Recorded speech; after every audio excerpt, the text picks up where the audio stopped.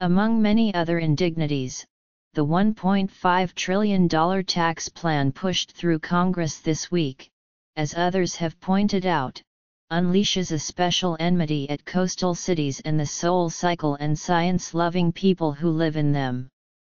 To the extent that tax cuts for the extraordinarily wealthy function as a means to push further measures of austerity to provide the excuse to reduce federal funding for social programs on which cities rely, we can anticipate ever-escalating rates of inequality in places like New York, where the divisions between rich and poor are already severe. During the coming weeks and months, accountants and policy analysts will be kept very busy trying to parse the specific impact of the new tax code on individuals, families, institutions and markets of different kinds. Here are some of the big questions and answers, as far as they can be determined, surrounding the effects of the plan on life in New York City. The new law caps the total deduction for state, local, and property taxes at $10,000. Will this spur an exodus from New York, where state and city taxes are particularly high?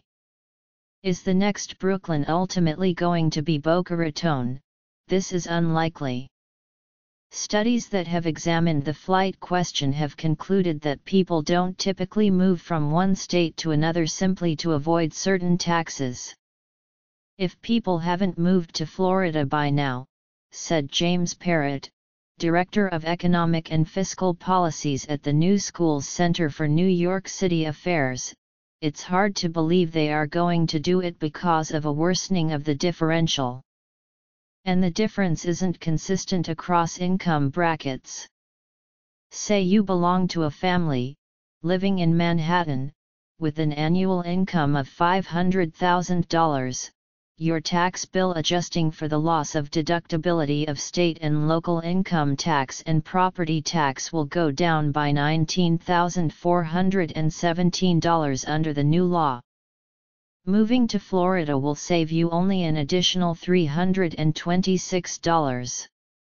The genuinely significant differences kick in for those making more than $5 million a year, a group that is less vulnerable to feeling pinched. In the past, families feeling financially constrained by life in the city would move to the suburbs, but under the new tax code that would be self-defeating because of the much higher property taxes that afflict communities in Westchester County, on Long Island, in New Jersey and Connecticut. In New York City, property tax bills that exceed $10,000 make up only 22.7% of households. On Long Island the figure climbs to 46.5%.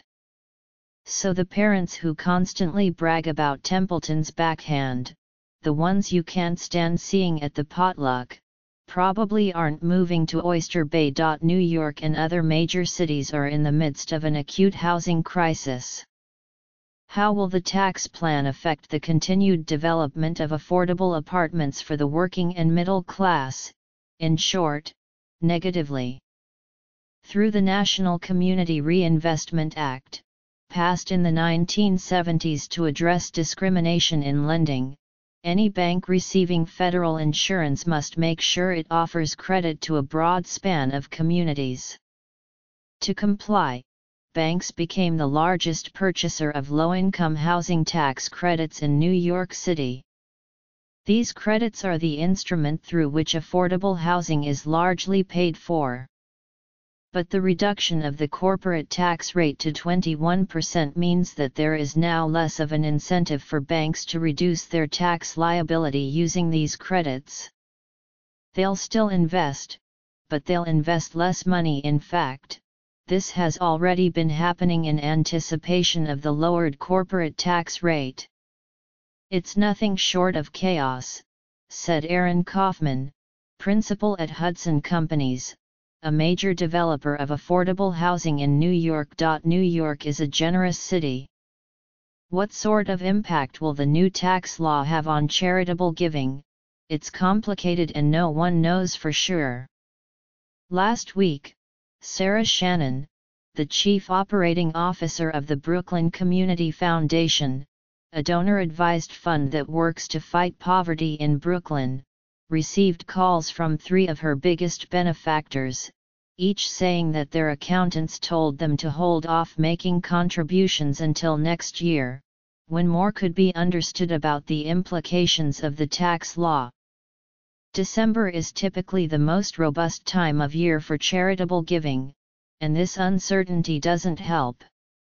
Nationally, the second week of the month saw an 8.5% decline in the amount of money donated to charity online, according to the Chronicle of Philanthropy, compared with the same period last year, despite otherwise strong economic indicators. Though some people may have reached their spending limits earlier in the year donating to help hurricane victims. A doubling of the standard deduction means fewer taxpayers will itemize their deductions on their returns, reducing the financial incentive to give. Among ultra-wealthy donors who give large amounts of money away to minimize their tax burdens, big cuts and loopholes under the new plan may produce less of a need to give. On the other hand, unprecedented windfalls from, say, changes in the rules governing the estate tax could inspire some people to give more magnanimously. What charities that help the needy fear most right now is the collision of major government cuts with a steep plummet in giving. What does the tax plan do to a school system where the better off are already so much more advantaged? It arguably privileges them even more. The plan allows a federal exemption of up to $10,000 each year for private school tuition, through the establishment of a special account called a 529. That might not seem like such a boondoggle in New York City, where annual tuition is often 4 times that. But the benefit allows private school families the opportunity to reduce their state tax burdens. As Nat Malkus of the American Enterprise Institute recently estimated in an op-ed article in the New York Times, this could result in a $3 billion reduction to the state's income tax base. Of course, state and local taxes could be raised on the highest earners to make up for the shortfall. But we saw what happened when Mayor Bill de Blasio tried to raise taxes on those making more than $500,000 a year to fund his universal pre-kindergarten program. The governor, having pledged to reduce taxes, stepped in with funds to avert the unthinkable.